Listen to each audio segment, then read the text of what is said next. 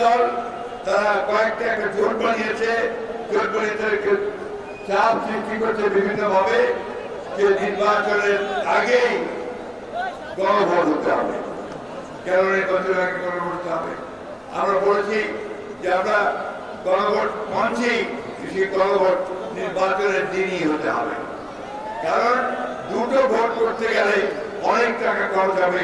তাছাড়া মূল যে নির্বাচন, নির্বাচন সেই নির্বাচনের ধারাটা পূর্ণ হয়ে যাবে।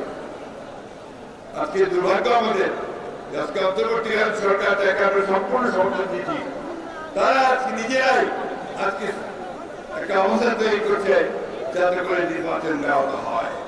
ওই রাজনৈতিক দলগুলো যে কয়েকটা গণভোটের চাপ দিচ্ছে, তারাও আজকে পরিষ্কার ভাবে বলতে চাই যে নির্বাচনকে বানচাল করবার ষড়যন্ত্র করছে।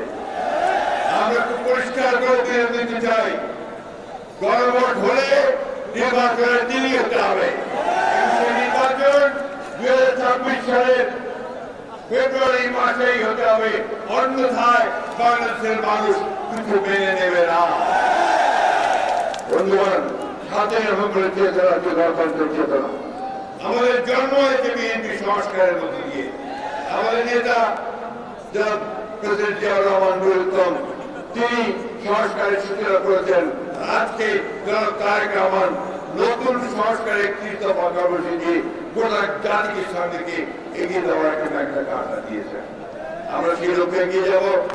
আমরা এই নির্বাচনে অংশ নেব, ইনশাআল্লাহ এই নির্বাচনে জয়যুক্ত হয়ে আমরা একটা নতুন বাংলাদেশ গড়ে তুলব।